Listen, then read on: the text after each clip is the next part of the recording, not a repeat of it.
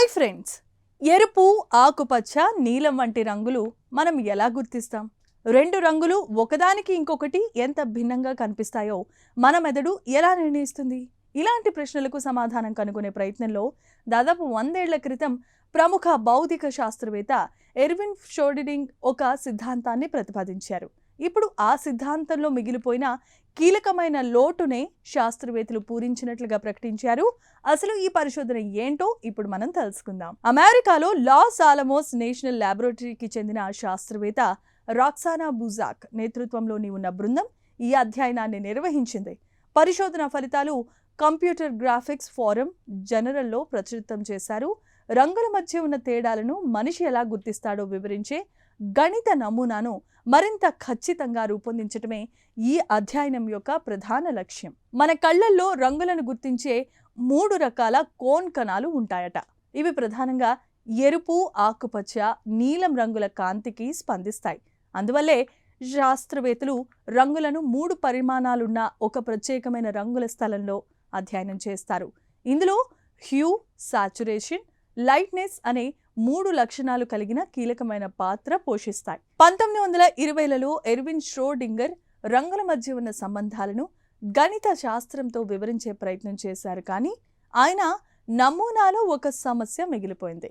నలుపు నుంచి తెలుపు వరకు ఉండే బూడిద రంగుల వరుసను సూచించే న్యూట్రల్ యాక్సిస్ అనే భావనను ఆయన ఉపయోగించినప్పటికీ దానిని గణితపరంగా పూర్తిగా నిర్వచించలేదు. ఇదే సమస్యను పరిష్కరించేందుకు పరిశోధకులు రంగుల మధ్య ఉండే సారూప్యతలు, భేదాలను తెలిపే గణిత నమూనాను అభివృద్ధి చేశారు. 2 రంగులు మన కంటికి ఎంత దగ్గరగా లేదా ఎంత భిన్నంగా కనిపిస్తాయో తెలిపే ఈ గణిత నిర్మాణం ఆధారంగా న్యూట్రల్ యాక్సిస్ను తొలిసారిగా ఖచ్చితంగా నిర్వహించగలిగారు. పరిశోధకులు మరో 2 ముఖ్యమైన సమస్యలను కూడా పరిష్కరించారు. వాటిలో ఒకటి బిజోల్ట్ బ్రూకే ఎఫెక్ట్.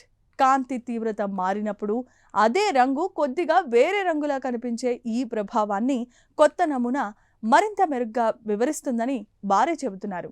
ఈ అధ్యయనం ప్రకారం హ్యూ, సాచురేషన్, లైట్నెస్ వంటి రంగుల లక్షణాలు కేవలం మన సంస్కృతి, అనుభవాలు లేదా నేర్చుకున్న విషయాల వల్ల మాత్రమే ఏర్పడినవి కావు.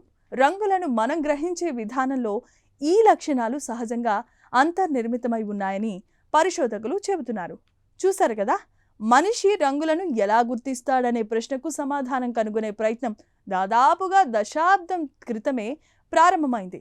ఈ సమస్యను మరింత ఖచ్చితంగా అర్థం చేసుకునేందుకు లాస్ ఆలమోస్ శాస్త్రవేత్తలు ష్రోడింగర్ ప్రతిపాదించిన గణిత నమూనాల్లో ఉన్న లోటుపాట్లను సరిదిద్దారు. దీంతో రంగుల గ్రహణానికి సంబంధించిన 100 ఏళ్ల పాత సిద్ధాంతం మరింత సంపూర్ణ రూపం దాల్చింది. భవిష్యత్తులో photography, video technology, data visualisation, computer graphics వంటి రంగాల్లో మరింత ఖచ్చితమైన రంగుల వ్యవస్థలను అభివృద్ధి చేయడానికి ఈ పరిశోధన ఉపయోగపడే అవకాశం ఉందని శాస్త్రవేత్తలు భావిస్తున్నారు. ఇక ఈ ప్రత్యేకమైన కథనంపై మీ అభిప్రాయాలను కామెంట్స్ ద్వారా తెలియచేయండి. వీడియో నచ్చితే లైక్ చేసి మా ఛానల్ని సబ్స్క్రైబ్ చేసుకోండి. Thank you.